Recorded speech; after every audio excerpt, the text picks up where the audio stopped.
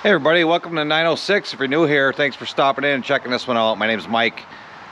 Today is the big day. I'm going to unveil my homemade firewood bundler, and just thought I'd do a quick walk around, give you some of the custom features that I did on it, and then we'll drag this thing up to the wood yard and see if it bundles firewood. Stick around. Okay, for the walk around portion, here it is. I've been calling this thing the Youper Bundler 6000. It seems like it's got a nice ring to it. So I'm gonna keep going with that, see if it sticks. So I'll just go through some of the features here. Everything was pretty much scavenged. I have very little money into this project. I guess we'll start here with the handle. This is your average handle off of a boat trailer, used for cranking up the boat. Found that, thought it would work good. Then just some 3/4 inch pillow blocks.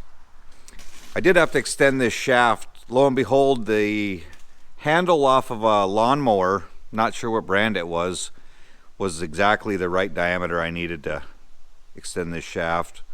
This pulley came off an old air compressor that was laying in the scrap pile. And let me see what else we got here.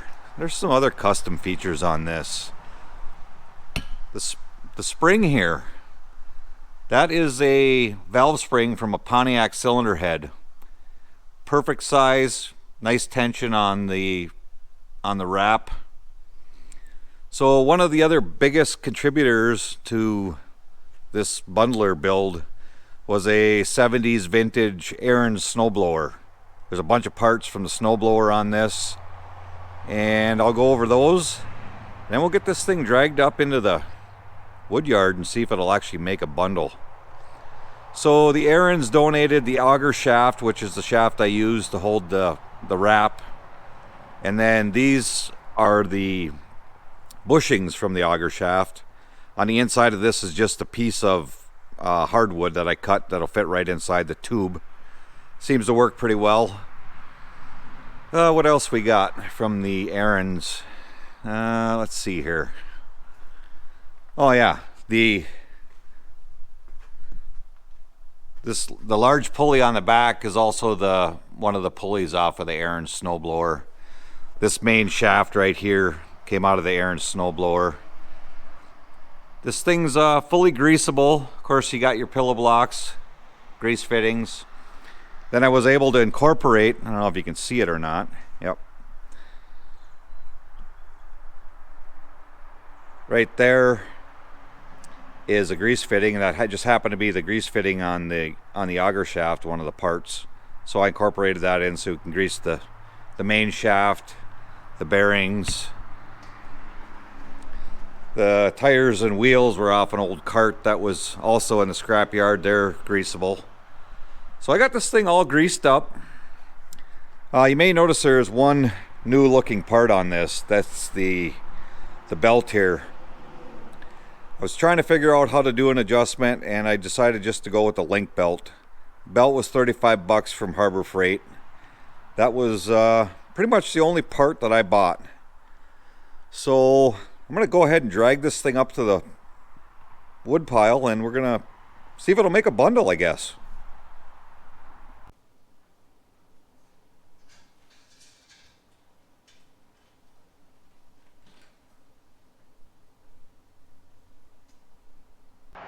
My brother is the bundling expert, but he's not around today, so I'm going to give it a shot and see what I can do.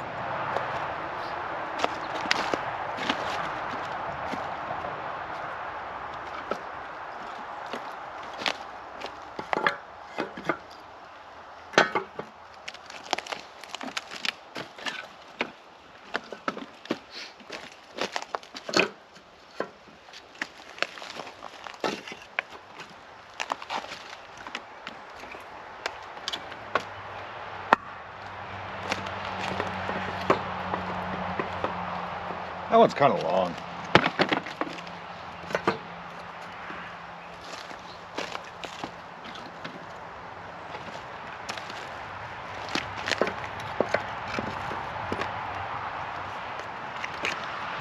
Like I say, my brother's the expert at this.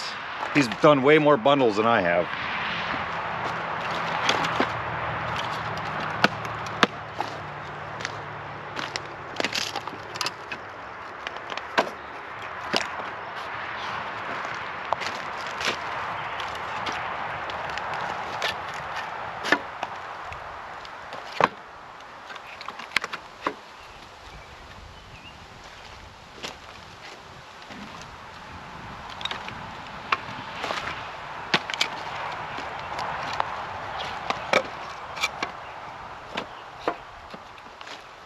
I guess, I don't know, I guess that's how you do it.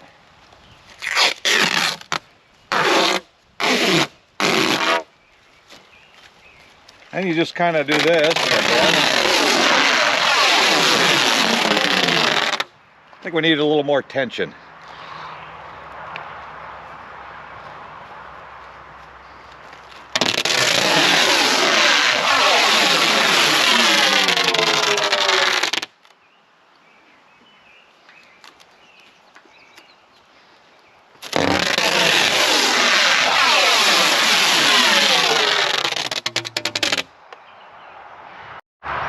Okay, I'm back. Forgot my knife.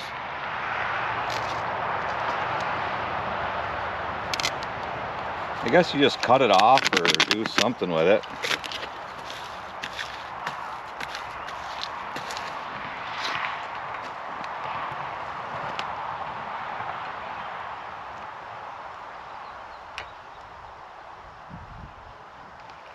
Then you take it out of there and see if it falls apart. I don't know, seems pretty good.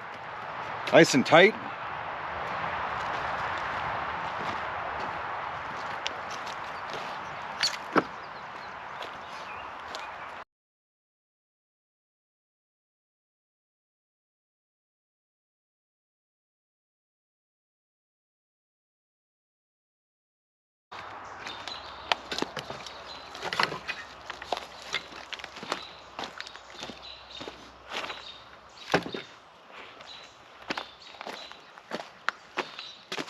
That first bundle was a little bit small. Like I say, I'm not the expert on this.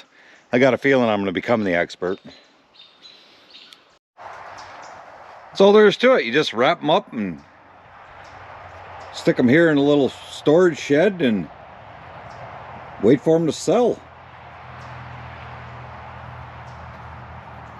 We usually try to keep a little bit of an on-hand supply in case we get a big run at the bundle shed or get a big order or whatever.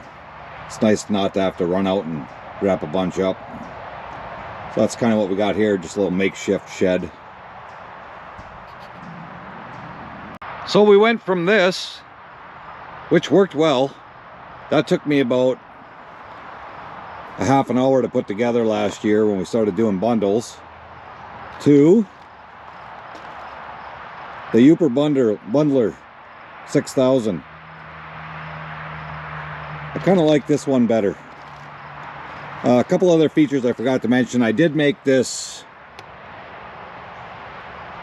fully adjustable so you can slide this out, slide it in, whatever you want to do if you end up bundling something shorter or longer. The only adjustment I think I may need to make on this, I added this extra piece of weight right here, and it might be a little bit too heavy. The wrap always wants to come back to the top. Of course it changes as the roll gets smaller, it gets lighter. So I don't know. I can either grind that off of there and try it, or I might just leave it.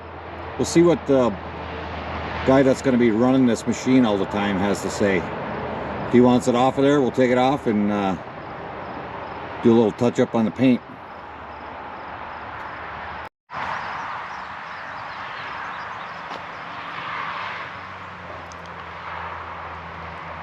I'm going to call this build a success for sure. Like I say, the only adjustment I may have to make is take a little bit of that weight off of there.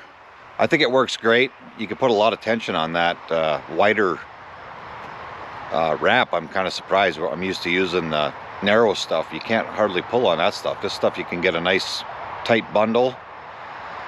One other question I may have, I'll try to cover it right now real quick, is the color. Keeping with the build, my dad had a half a can of Rust-Oleum Farm and Implement Yellow. So that's why it's yellow. Anyway, if there's any other questions on this build or how I did it or dimensions or whatever, feel free to shoot them down there in the comments and we'll see if, you know, maybe you're thinking about building one yourself.